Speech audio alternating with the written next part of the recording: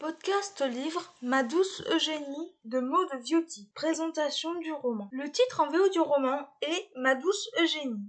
Il a été publié en France en 2020. C'est un livre auto-édité qui fait 222 pages. Je lui ai mis la note de 6,5 sur 10 et le conseille à tout le monde. Quatrième de couverture. Une bague et des vêtements sur la plage. Un mot sur un post-it.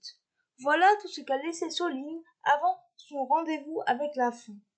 Remonter le temps, plonger dans sa vie, pour comprendre pourquoi elle en est arrivée là. Ce que j'ai pensé de ce roman. Tout d'abord, je tiens à remercier l'autrice de m'avoir proposé de découvrir son roman grâce au site Simplement. Cela a été une bonne découverte. Nous découvrons Soline, une jeune femme à qui tout semble sourire. Elle disparaît du jour au lendemain. Mais pourquoi?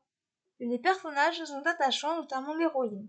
Soline est une jeune femme qui a la vie parfaite, entre guillemets, en tout cas en apparence.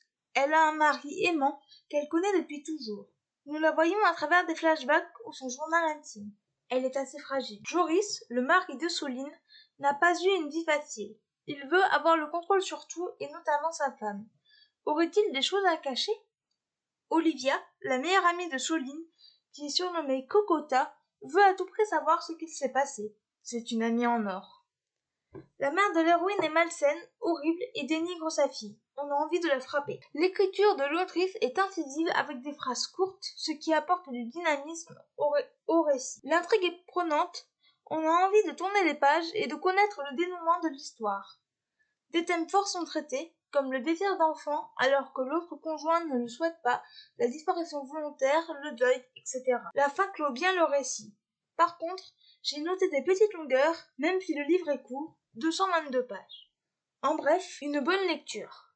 Je remercie encore une fois Maud Viotti pour sa confiance. Pour une fois, il n'y aura pas d'extrait du livre. Les points forts de ce roman, les personnages, l'intrigue, l'écriture, les thèmes traités et la fin. Les points faibles de ce roman, les petites longueurs. Voilà, c'en est tout pour ce podcast, j'espère qu'il vous aura plu. N'hésitez pas à me donner votre avis et vos commentaires sur YouTube, à vous abonner à la chaîne. Et je vous retrouve très bientôt pour un nouveau podcast. Ciao.